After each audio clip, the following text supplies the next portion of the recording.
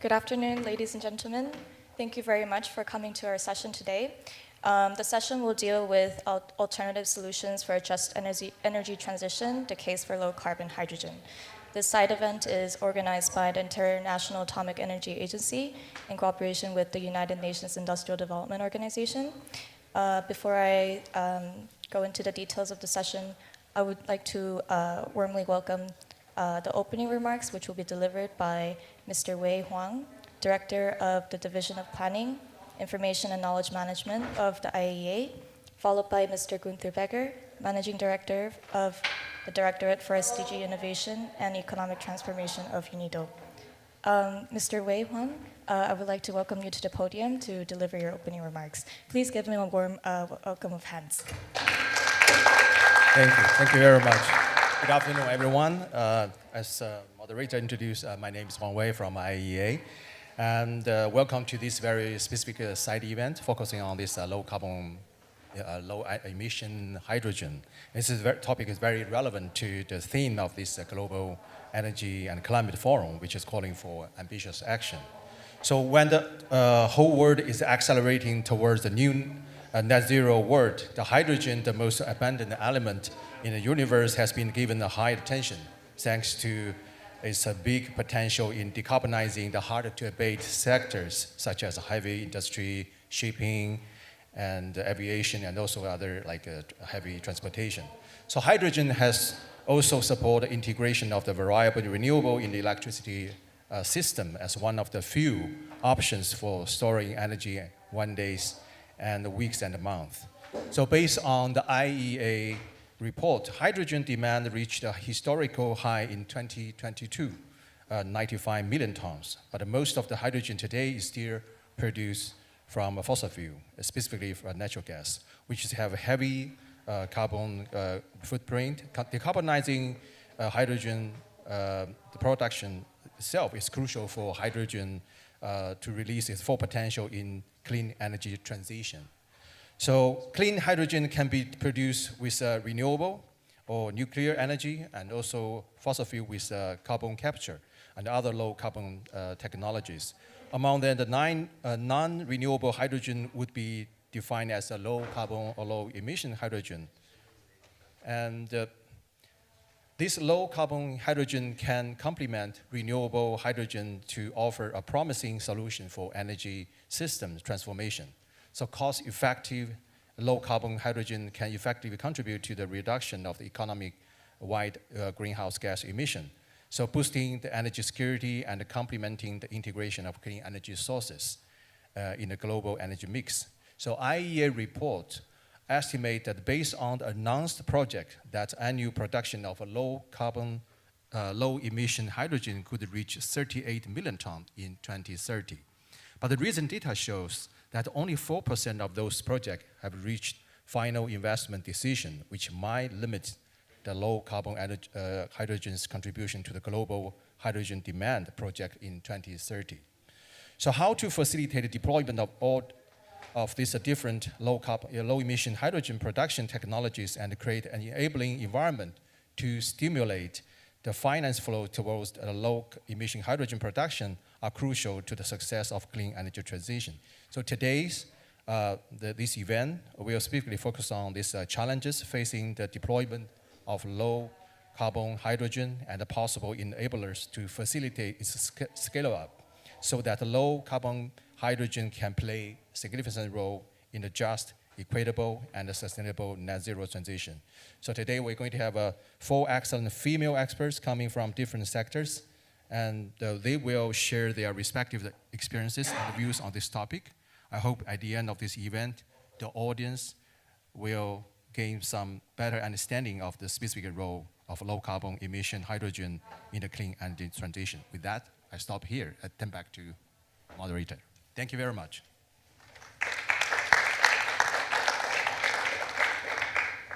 Thank you very much for delivering the opening remarks. And now I would like to welcome Mr. Gunther Becker. Please welcome him with your warm hands.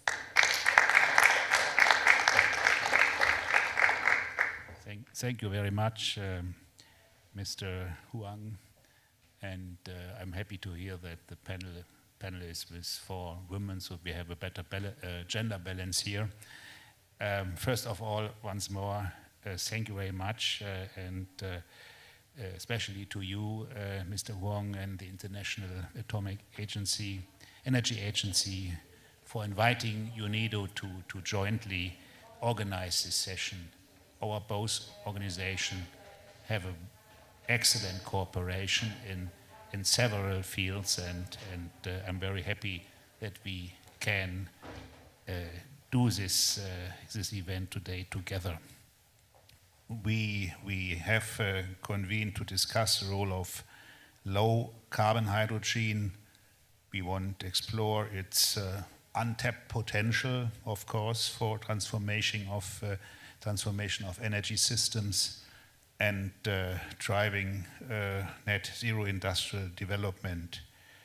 This would lead to advancing jobs, providing opportunities, of course, for skills development and capacity building, developing new industries, you mentioned this, and acquiring, of course, energy security. We heard it this morning and all over the day. There's a need to reduce greenhouse gas emissions toward net zero to prevent increasingly catastrophic consequences affecting the climate through clean technologies. And this is the motto this year of this Vienna Energy and Climate Forum, Solutions. We are looking for solutions, and we have the solution. I always say we have only start doing it. And according to the IPCC, the low carbon energy mix could be achieved through replacing uninhibited fossil fuels usages with technologies without direct greenhouse gas emissions, such as renewable and nuclear energy sources, and conversion of fossil fuels through increased energy efficiency, fuel switching, and greenhouse gas capture. Low carbon hydrogen plays a significant role in decarbonizing the hard-to-abate sectors which cannot be directly electrified, such as steel, chemicals, and heavy transport. At present, these sectors account to 20% of the global greenhouse gas emissions. Dear colleagues, we need to transition the industrial processes to adapt low carbon hydrogen technologies. As of 2022, only 23 low carbon hydrogen projects in the 5 to 30 megawatt scale have been operational. Only 23. To deploy the technology at scale, several factors must be taken into consideration. We need cost-effective electrolysers and infrastructure, of course, for production and transport of hydrogen, policy instruments and standards which promotes the international market to effectively deploy low-carbon hydrogen and build a hydrogen economy.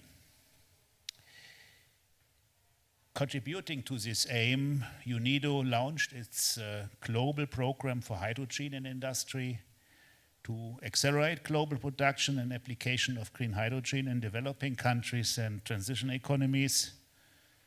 The program corresponds to UNIDO's motto in achieving progress by innovation and the vision for enabling a just hydrogen transition which puts social and environmental aspects in focus. This program aims to influence and guide the development of market policy, standards, skills, financing instruments, and innovation. It is a platform for exchange and coordination between key stakeholders that play an essential role in the development of the hydrogen industry.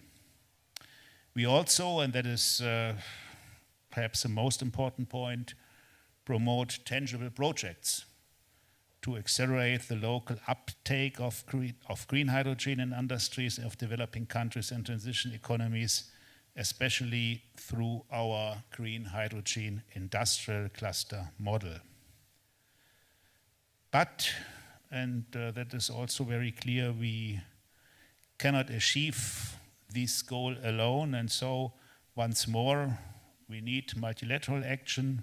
Our partnership is one very excellent example for that. Innovative strategic partnerships to drive goals further. And I'm sure that we will have a very interesting discussion today with you. Once more, thank you very much, especially the agency, you, Mr. Wong, but also thank you very much all the people and helping hands behind these events. Thank you very much.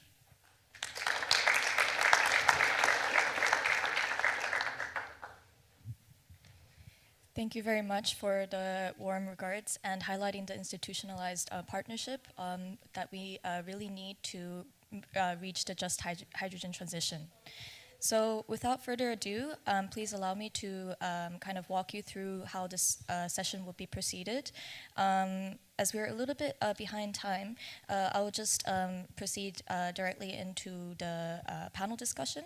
We'll first have Ms. Brianna Lazarowitz she is an energy and environment analyst from the International Atomic Energy Agency, and she will contextualize the global hydrogen outlook and the need for low carbon hydrogen to support decarbonization and industrial development.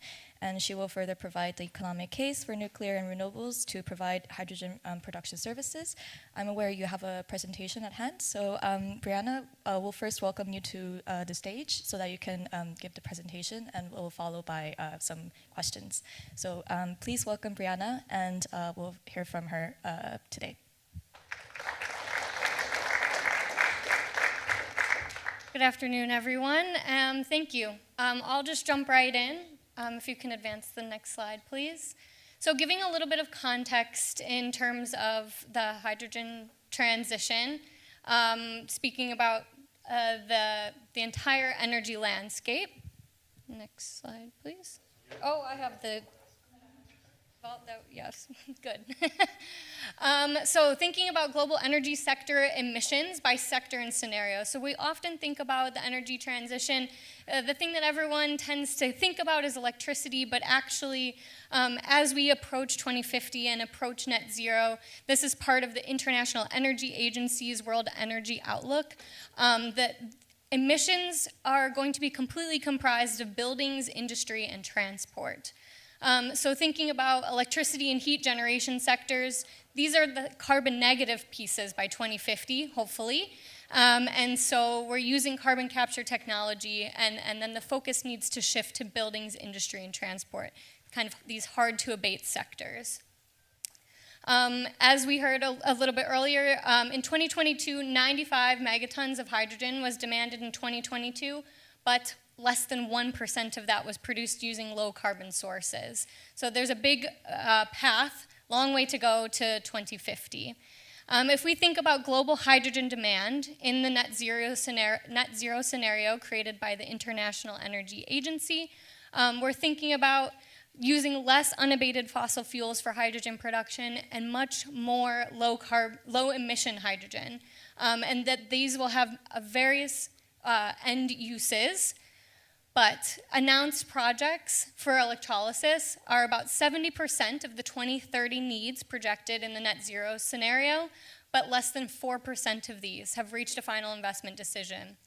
So a very, very long way to go, and here you can kind of see this context that we're only 4% of the way into something that needs to account for about 20% of hydrogen needs in 2030, and think about how much more we have to do to get to 2050.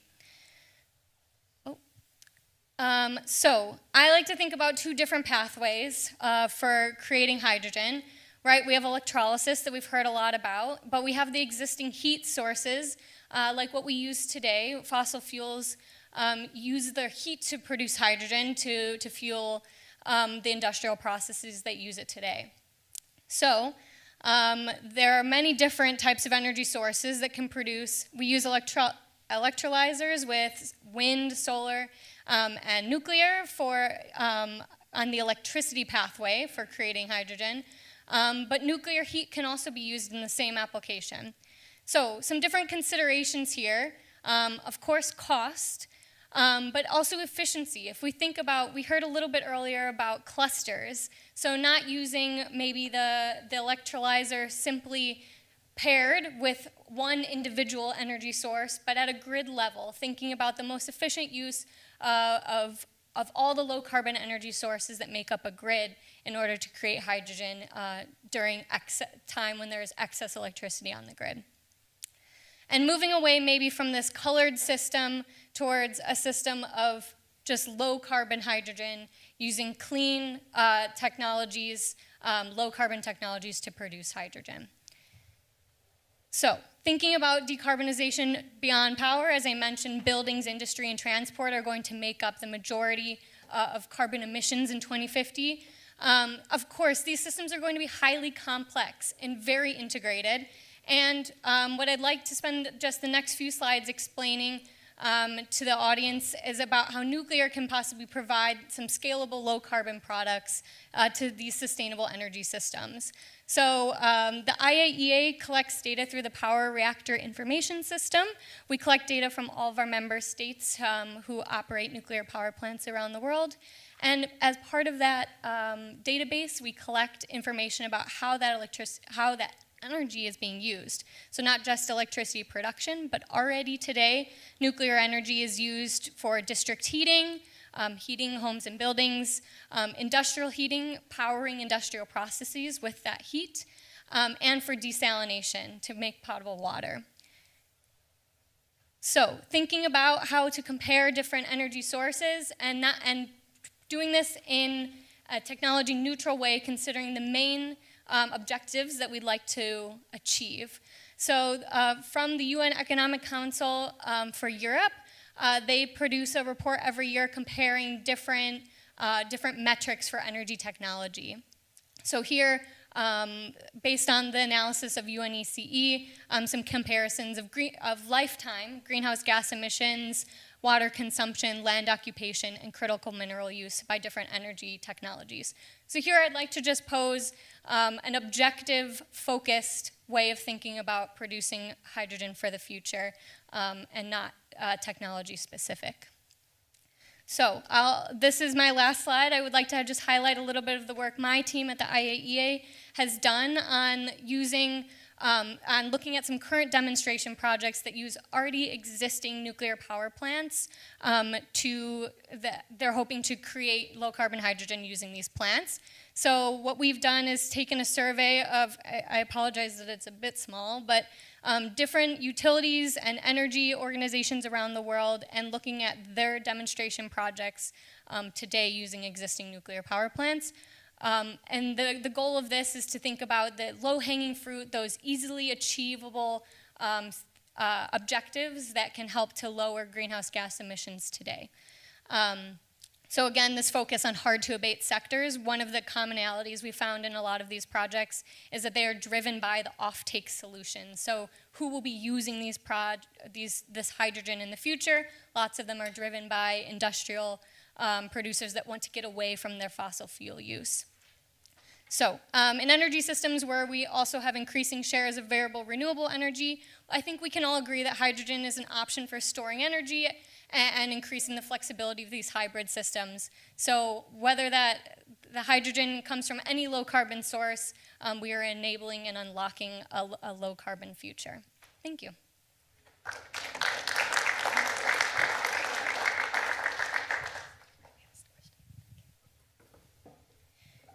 Thank you, Brianna, for setting the context.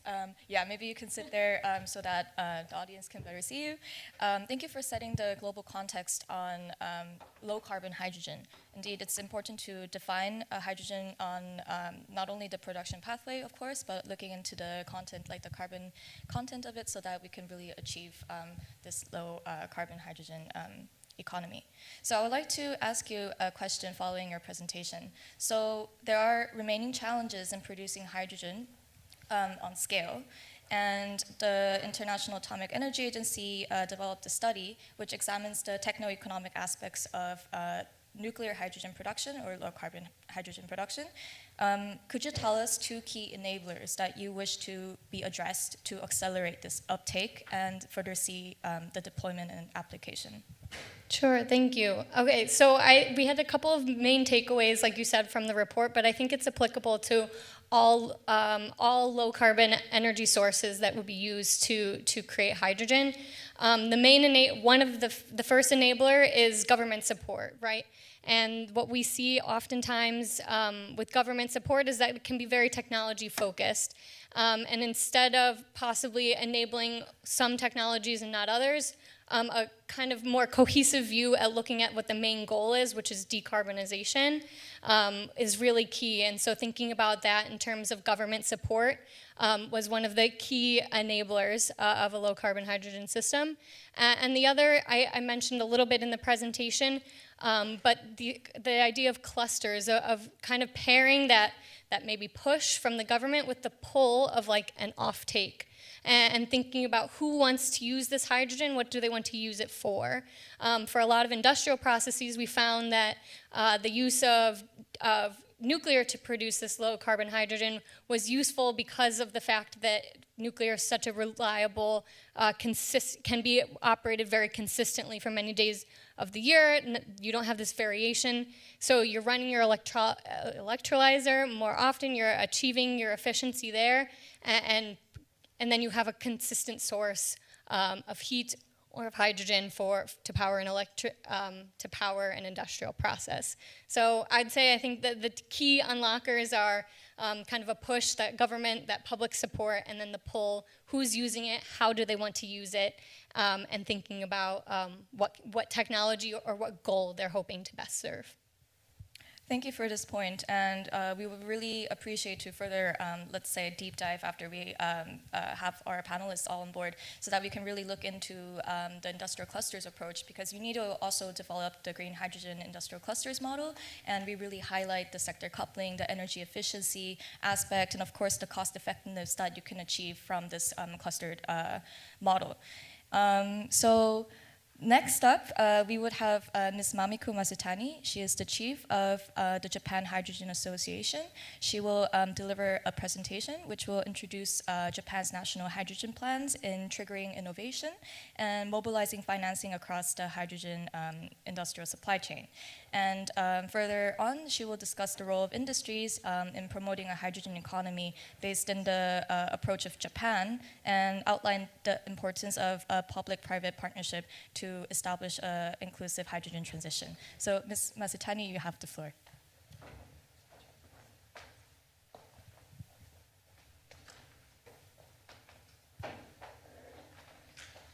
Thanks for giving me that chance of presentation. I'm Mamiko Masutani from Japan Hydrogen Association, JHA. I'm sorry those who participated in the panel discussion from 12 o'clock, because I also introduce what JHA is, but let me start.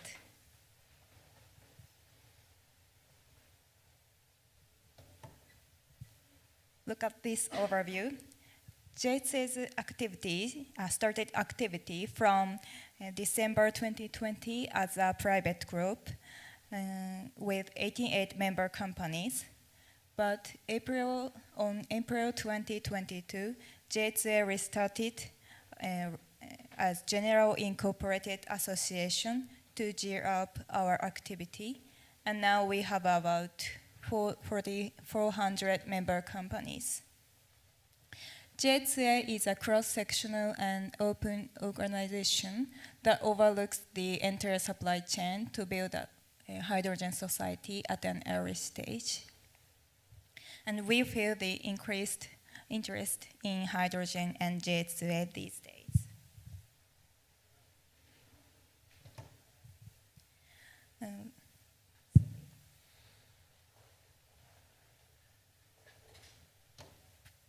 We have 3 co-chairmen, Uchiyamada-san from Toyota, and Kunibe-san from Sumitomo Mitsui Financial Group, and Makino-san from Iwatani Corporation. And there are 25 executive board members from many kinds of sectors. Look at this overview. In J2A, there are 20 secretariats from executive board member companies. And under steering committee, there are 5 committees: commercialization and regulatory, and external relations, and CO2-free H2, and finance.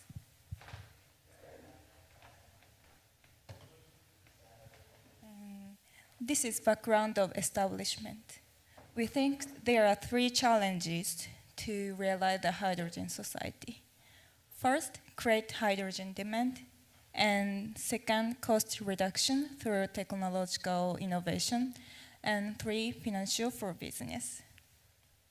And to overcome these challenges, we do some activities mainly in such 5 committees. And this is external activity of domestic event. As you can see on the left upper side, we handed over policy proposal last year to Minister of Economy, Trade and Industry. And this year, we exhibited at FC Expo and Hydrogen Energy Ministerial meeting. Bottom pictures our original event, JA2A Hydrogen Forum. It included overseas cooperation seminar from overseas embassies and introduction of local governments and networking salon with exhibition panels. It was very effective to exchange information and collaboration of local governments. Not only holding the seminars, but we also participated in some lectures and others.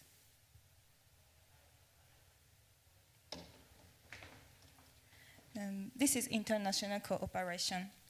We included many MOU with the Overseas Hydrogen Organization to collaborate, to exchange some information and some collaborate, such as holding company together, holding seminar together, and so on. Finally, I briefly explain trends in Japan's hydrogen policy. This shows basic hydrogen strategies. Basic hydrogen strategy was formulated in Japan in 2017. Target supply amount and cost of hydrogen are written, and currently supplying amount is 2 million tons per year, but we aim to introduce 3 million tons per year by 2030 and 20 million tons per year by 2040, 50. And the currently cost is 100 yen per normal cubic, but we aim to reduce to 30 yen in 2030 and 20 yen in 2050. But 5 years after that, the environment has changed drastically, so the strategy was revised. The new target was included, such as 20 million tons per year by 2040, or the installation of 15 gigawatt of water electrolyzer in both Japan and abroad. And next slide shows GX Promotion Act outline, launched by May 12th this year. To achieve carbon neutrality and enhanced industrial competitiveness and economic growth in 2050, over 150 trillion yen of public and private GX investments is needed over the next 10 years in Japan. Based on the basic policy decided by the Cabinet in February, GX Promotion Act was constructed, including following 5 points. first, formulate and execute GX promotion strategy, and second, insurance of GX economic transition bonds, and third, introduction of growth-oriented carbon pricing, and fourth, establishment of GX promotion agency, and last is progress evaluation and necessary review. And that's all my explanation. Thanks for your kind attention.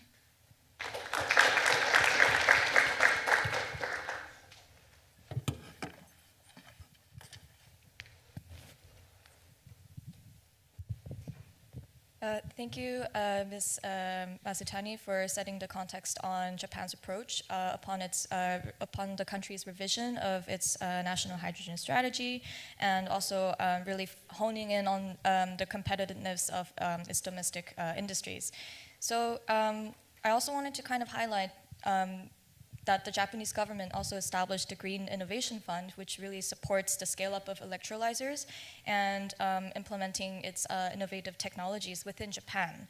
So based on this, it will be really interesting to hear what are the challenges that are remaining in the production of hydrogen, because as we have briefly discussed, reducing the production costs rely on domestically produced let's say, like for the low carbon hydrogen, the electricity. So what is the role of industry in addressing this bottleneck, and how could public-private collaboration support in accelerating the expansion of low carbon hydrogen within the country? Thank you. With hydrogen high cost and inadequate hydrogen demand and technological risks, risks are emerging that cannot be taken by private financial institutions and operating companies alone. And to promote the hydrogen society, the production and transportation and storage and consumption should be regarded as a single value chain, and policy support should be introduced so that there are no contradictions in each phase. Currently in Japan, there are discussions on a system to compensate for price gap, and based on discussions in Germany and the UK.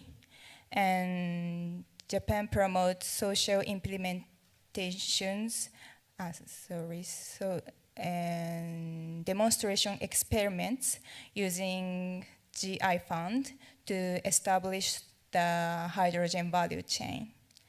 We have high expectation that these efforts should be successful and lead to the elimination of hydrogen price gap with existing fuels and the creation of hydrogen demand and the establishment of hydrogen value chain. Thank you. Thank you for that point. And now we would like to bring a different case coming from South Africa. Please welcome Ms. Yudi Mabuza, who is the Science Counselor to the European Union of the Department of Science and Innovation of South Africa.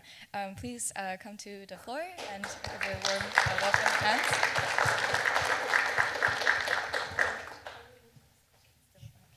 So if you can grab a mic, I would like to ask you some questions regarding about South Africa, because now that we are looking into specific country case scenarios about hydrogen targets and flagship programs, it would be really interesting to hear about South Africa's Hydrogen Society roadmap, which really settles targets to ramp up electrolysis capacity and creating an inclusive hydrogen society. We would like to hear, based on this approach, how the government will further advance low-carbon hydrogen developments and other initiatives that are supporting this. Thank you very much for having me. For South Africa, this is one journey that we've been on since 2007, and we started that with the strategy on the hydrogen research and development. We moved along right up in trying to make sure that we capacitate the country in ensuring that we are ready for its uptake when the hydrogen economy becomes a boom. So with that end, we ensured in making sure that we use our assets as a country, and those assets are in threefold, which is our geographic location in regards to the renewable energy that we have. We have a lot of high concentrated heat spots as well as wind for renewable energy that we can use. Furthermore, we wanted to ensure that as much as the platinum leaves out of the country in raw form, we need to ensure we beneficiate. And the very reason we want to do that, it's linked to the fact that we want to have an input into the economy, but also to alleviate inequalities throughout the country by creating jobs. And this is one opportunity for beneficiating that mineral so that it doesn't leave raw. But thirdly is the fact that we have the Fischer-Tropsch technology, which is by Sasol, and we want to use their existing infrastructure as a brownfield to inject into the renewable energy that comes in from the greenfields that we would be establishing.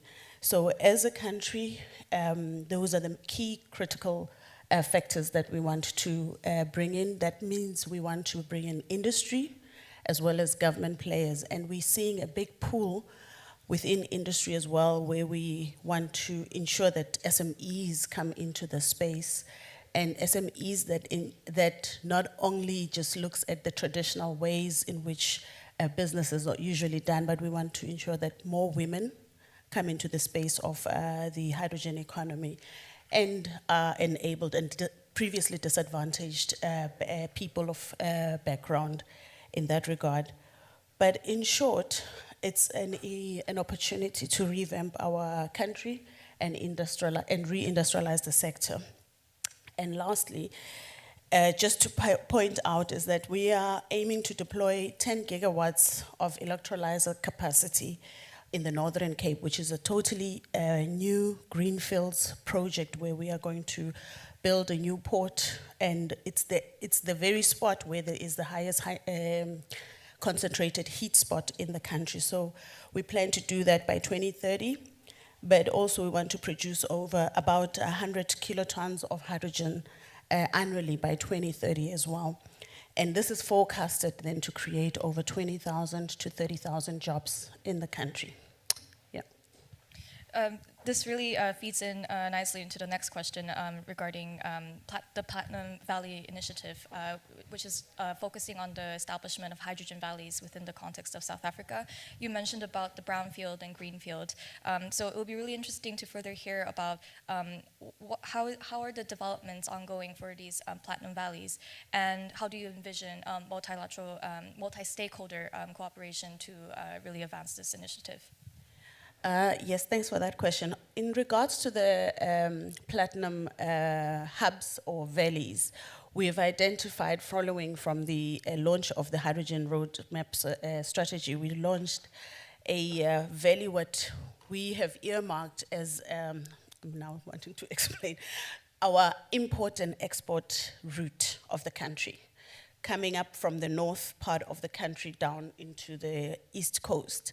The east coast is mainly where the largest port in the continent is located, and all the goods coming in and out come from that port, and we want to create that hub that is linked to the also economic province, which is Gauteng, where the capital city is, as well as the economic capital, Johannesburg, is, and going up to where the mining industry is, which is the north where the platinum comes from. So we've created now that project and identified it as a platinum valley. The point of that is we want to use it to kickstart the hydrogen economy for the country by repurposing diesel-powered fuel trucks that are moving the goods into hydrogen trucks. And some of the projects that we've started with in that regard are with Anglo America, where they've just started their first mine dump truck, which is the largest at the moment in the world, and they've repurposed it from a diesel truck into a hydrogen truck. And this is like a first demonstration in which we would be able to apply into the then existing diesel trucks that are on the route. And we want to also use that valley to bring in the society at large and the communities within where the mining is taking place, where the very society is enabled to participate within the very economy, but also understand the role that they play in ensuring that we also decarbonized as a whole together with the industry then. Thank you for sharing these practical, ongoing cases on the ground. It's really important to hear this so that we can further think about how we could work with our developing country counterparts so that we can really make this hydrogen transition inclusive as possible. So now we would like to have Mr. Juan Pablo Davila from the United Nations Industrial Development Organization. Could you please come to the floor and please give him some warm welcome of hands. We're talking a lot about inclusivity, and it will be really interesting to hear from you, Juan Pablo, regarding what does it take to make this inclusive? What does it take to make this a just hydrogen transition? Could you highlight some of the key enablers or challenges that we are currently undergoing in this hydrogen transition? The floor is yours. Thank you. First, I'm sorry to disappoint you because I guess you were alerted that this was going to be a women-only panel. So my apologies. We had a panelist who had to cancel for unforeseen situation, but it is a pleasure for me to be here, and especially in this panel that is the majority is women, and on this very important topic. Thank you for the question. I think it's really important, and I think many of my answer has already been answered with the different presentations. We have the program that it was outlined in the opening speech of our managing director. We have the global program for hydrogen in industry. And in this program, we have two dimensions. One is the global dimension that we look at what other organizations are doing, what other countries are doing in the field of hydrogen.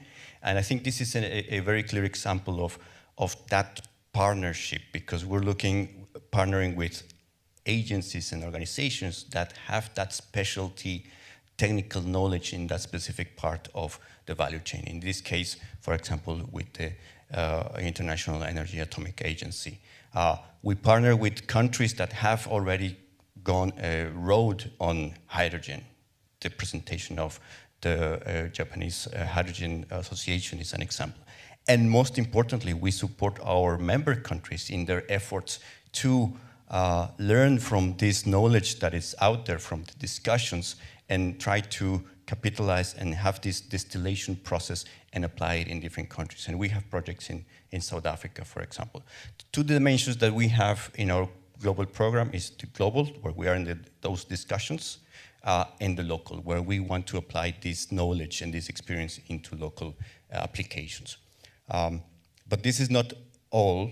This is only the dimensions. We look into key areas that we see that our member countries and developing countries struggle, because we have seen that also there is a struggle in developed economies. To outline this, there's our 6 key areas. One is policy. What is the role of the government into ramping up green hydrogen? Policy not only at one side of the value chain, but we completely concur with the vision that we should see at the complete value chain. Different policies are needed at the upstream of the value chain, at the production side, but also at the demand side. How can we stimulate, how can countries stimulate both the production and the demand? And this is the problem of the chicken of the egg that is always in the different discussions at the international level. Policy is one of the areas. The second area is standards. So coming back to policies, we don't only look to the policies, but what are the policy instruments that need to be in place? And by policy instruments, we talk about regulations. What is the regulatory framework? What are the market instruments that can be put there? Learning, as I mentioned, from the international community. The second is standards. Standards can be adopted to be put into regulations. Hydrogen is a delicate gas, so we need to be careful on how we handle it, how do we produce it. It is necessary if we're talking about low carbon hydrogen, what do we mean by low? How can we measure what is low or what is not low carbon? And this is a discussion that is ongoing at international level. How can we better measure, and every country measures the same way on the content of kilograms of CO2 per kilogram of hydrogen. This is a key area that needs to be defined before countries start to producing hydrogen. What is the purity of a hydrogen? What kilogram of hydrogen? Is it 98%? Is it 97%? And what is the composition of the remaining 2 or 3%? Can we put CO2 in that? Because then it will blow up the content of CO2 per kilogram of hydrogen. So these are discussions that we look at and we put into our different programs in the countries where we work. That is the second area on standards. A third area is skills. It was mentioned. There's a need for different skills along the value chain. There's not the same skills at the production, at the storage, at the distribution, and at the end use. To put an example, Europe has done a study to identify what are the key skills that are missing. And we see electrochemical engineers, of course, that will be needed. Can we anticipate that preparation, those skills in the workforce that will be working eventually in those value chains in those countries that want to ramp up hydrogen? We need to anticipate that preparation with different vocational training program, universities, etc. A third area is on innovation. We also want countries to be a part of the innovation area on hydrogen. Not only be buyers of technology, but develop their own innovations, their own applications. The case of South Africa to put a fuel cell in these mining trucks it's a great example to start going into that direction. Investment is very important. We also look at investment. It is a crucial element, and we see what are the financing models and how we can, with our partnerships, pave the way for investments to land safely and land, more importantly, sustainably. It's not about getting the money, but it's getting the money for the right thing, not only for the production, but also that remains something in the country, in the society, and in the environment. And the last element is on the coordination. The value chain of hydrogen requires different coordination from different ministries, not only the Ministry of Energy, we have Ministry of Environment, Ministry of Industry, Ministry of Finance, different ministries that need to be coordinated in this. I will stop here, thank you. Yeah, thank you very much for the comprehensive answer on how we may address these key enablers to make this transition possible. Just one short question regarding the aspect of skills and capacity building, because we briefly discussed about how important it is to create domestic value within developing countries, particularly for low carbon hydrogen. It would be really good to hear your perspective on what kind of skills that are required to manage the entire industrial supply chain. Yes, skills, it's a very important area that we look, and as I mentioned before, Europe has done a study to identify what are the skills, most stressing skills that will be needed in the hydrogen value chain. And they have identified electrochemical engineers, they have identified certifiers, people who can certify the processes, they have identified electrical engineers. These are the skills that Europe has identified. Now, the question that we have is, if this is Europe, what is the situation in other countries that are just starting their processes? We have identified different set of skills along the value chain to really work with developing countries to anticipate these needs. We have mapped out about 72 different skills from hydraulics, from gas, from thermodynamics, from welding, from drivers. I mean, it can be as simple as drivers. A driver who uses a diesel truck, they may need different skills to drive a hydrogen truck. It's not about the red light, the green light, and turning right or left. It's about giving the maintenance and looking and to anticipate what are the needs to be set in place before we run with that truck. One example as well that we see here in this region of Europe, discussing with a developer, we ask the question, what are the skills that you find hard to find? And the answer was, technicians that can install solar panels. So this is a thing that it is in demand in this part of the region. It's as simple as that, because this is really at the base, at the upstream of the value chain if we're going to produce hydrogen. So we need to anticipate that the skills are well developed for the regions, and the benefits on the social employment and jobs remain in those regions. Thank you. Thank you very much to all panelists for addressing these challenges and enablers, particularly coming from international organizations, industry association, and from the government. So we heard these multiple viewpoints, and I would like to open the floor to one or two questions if time permits. Should there be any questions, please raise your hand so that, yes, for the two in the front, I'll pass the mic. Hi, good afternoon. Thank you so much for the panel. I'm currently researching hydrogen energy economics in the EU27 plus Norway and UK, and a lot of the questions and concerns I had were adequately answered, especially that of supply chain weaponization of South Africa, which contains a lot of platinum needed for proton exchange electrolyzers. I wanted to ask two questions in particular. Number one, what your thoughts on the efficacy of carbon capture and storage is for blue hydrogen. And number two, what you think of turquoise hydrogen, so the production of hydrogen energy from methane pyrolysis, which leads to not CO2 emissions, but rather solid carbon, which you can later bury.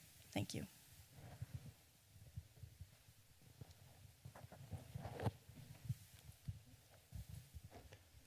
Ladies first. Maybe I'll take on the context of South Africa. We still have a lot of coal reserves as a country, and our current sources of energy comes from fossil fuel, and it is the main economic drive, and a lot of people are employed in those sectors. And we very much are conscious on a very just energy transition. Not just in terms of we just decarbonizing and we are leaving people unemployed, but we want to make sure that it is through a process that brings everybody on board. If you noted our roadmap, it's called Hydrogen Society, with a big capital S, that we want to include people in that part. And with that said, we are looking at various technologies that would enable us to reduce our CO2s. We're looking at ammonia as one element of extending the lifespan of our coal-fired plant in South Africa, but also how can we then, in the long term, transit out of fossil fuel? And that's one of the key elements in which we're trying to do as a country at the moment, with a trajectory that it should come to an end at the end of the day. But when it does, it shouldn't leave people behind. Thanks. The gentleman in the front. Hi, I'm Jörn. I'm from Germany, a country which you might know has deliberately opted out of nuclear energy, in my view, in the aftermath of Fukushima. So it's rather a risk-driven decision, the risk of hazards and what to do with the atomic waste. Now, the decision is 10 years old or so, and has now only been executed, so the world has turned a lot. What kind of, or what message would you give the German administration? What can I drive home in maybe questioning this decision again? I mean, I can start, but I'd love to hear also what these other representatives from countries that have their own nuclear power plants speak for themselves. I think I alluded to it in my presentation. I think when I tend to think about the energy transition as a whole, I like to think about the transition away from prescribing a solution from the outset. I mentioned the goal of decarbonization. And I think I like to think about that goal in and of itself and not by trying to prescribe a way to get there from a high level. I think that having policymakers, stakeholders on the ground kind of answering this question for themselves provides a more equitable solution.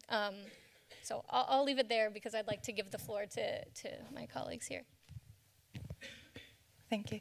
And in Japan, there are also nuclear power plants, and Japan's GHG emissions has increased and after the Great East Japan earthquake due to the shutdown of the nuclear power plant. But in Japan, these days, Japan thinks we should use nuclear power plant to realize the carbon neutrality, and Japan should strive to enhance the and security and enhance the public confidence in nuclear power.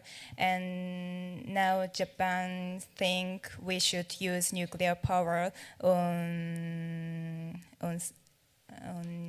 need scale. So that's all. Thanks. On the South African context, we only have one nuclear power plant that's running. And we are big advocates of saying we should look at various other colors for producing hydrogen. The key component, though, is the decarbonization pit, which is the ultimate goal which we want to achieve. So whatever color it may be, we go with it as long as there's technology that makes sure that we're not emitting CO2s further. Yeah. Well, I mean, from my view, I think the different context needs to be analyzed, and we cannot compare the context of one country with another. So I will leave it there. Great. I moved to this side of the floor because there was one more question raised by the gentleman, so I'll just pass the mic here. Thank you very much for your insightful presentation and also QA. My name is Dr. Fard. I'm from OPEC. I work for 8 years from OPEC now. I also give advices regarding the energy transition projects in several countries, especially in the Middle East and developing countries. In another session which we had with the UNIDO, I raised the same question regarding the technology transfer to developing countries. This is also a question behind the just transition strategy. Because this is a kind of collaboration between the IAEA and the UNIDO, and we talk about the hydrogen. Is there any high-level plan in this regard because the technology issues, the cost issues will be resolved one day. I mean, this is the case also for other type of renewables, which is now in a much better situation. So how we are going to transfer this technology now, how strategies, vision, and missions to countries which are, of course, running behind in this case with the decarbonization issues, and if there is any high-level plan for collaboration, for example, between UNIDO, which has hands in each of the countries, like with the representative of UNIDO, or intergovernmental organizations similar to OPEC, or those who have the direct connection with the developing countries, and IAEA, which is the developer behind the idea of the hydrogen use for decarbonization. So if there any high-level plan, high-level partnership issue, like a vision for this or not. I don't know if Dr. Wei, we have already the pleasure to see him also in OPEC. So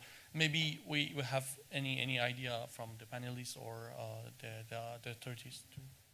Thank you. Thank you. As part of the global program, we have two key areas that relate to technology transfer. One is the skills, because there's a technological skills that need to be transferred, and the other one is the innovation part. Of course, many, or if not all, the technologies is being currently developed in developed countries, and there is a need to a technology transfer, and we will take different forms of investments or supporting developing countries into building the skills around those investments that will be required, from base skills to very more specialized skills to operate, how to operate a fuel cell, how to operate an electrolyzer, how to operate specific technologies. At UNIDO, we have some programs in other areas that we promote that. And how we promote that is by building partnerships with those manufacturers of technologies and building partnerships with those vocational trainings that may make the best use of that technology for demonstrative purposes, to build the skills of the human capital that will later come in and work and operate the technology that will be producing hydrogen. I think I'll echo a lot of that. It tends to be a lot about information, knowledge sharing with our member states.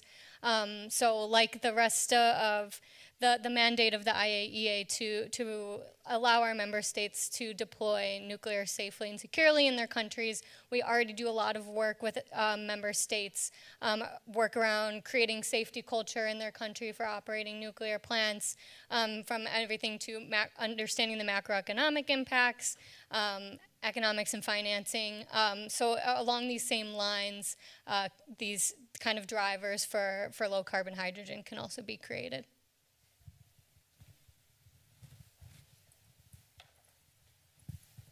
Just resume back to the podium. I was running around a lot today.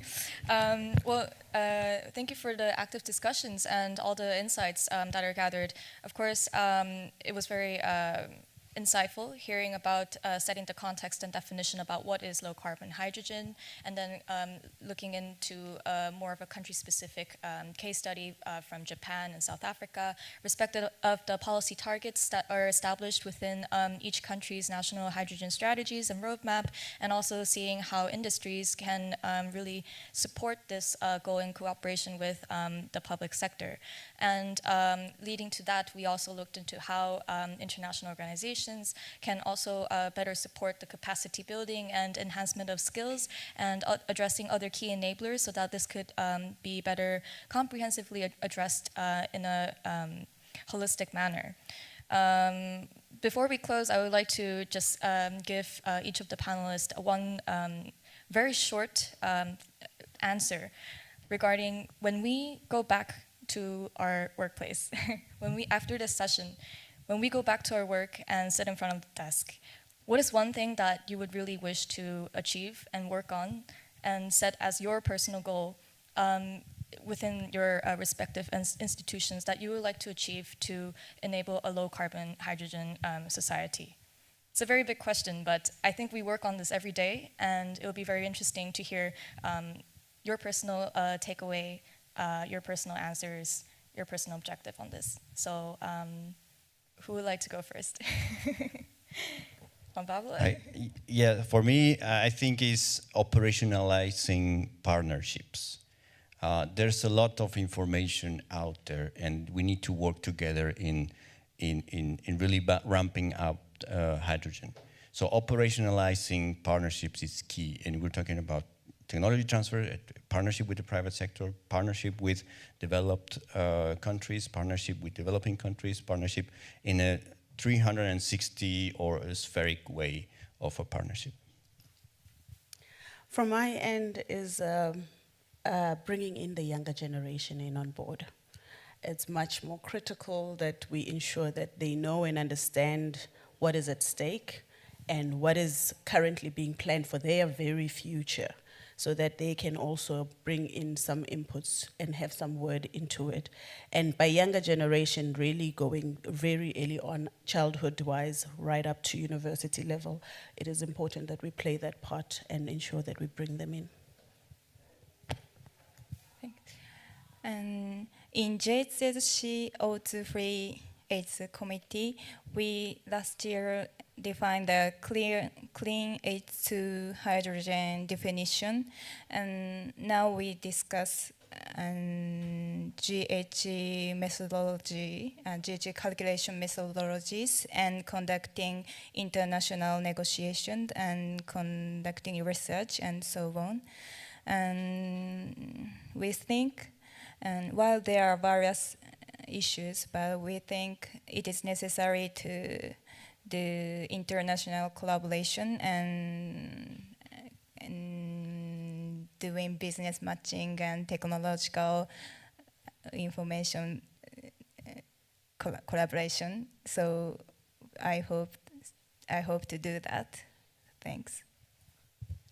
Promoting a collaborative and equitable future. I think we all kind of touched on this topic, but I think it's a good way to end. And I think the reason we're here having this conversation about hydrogen is because we have a common goal in mind.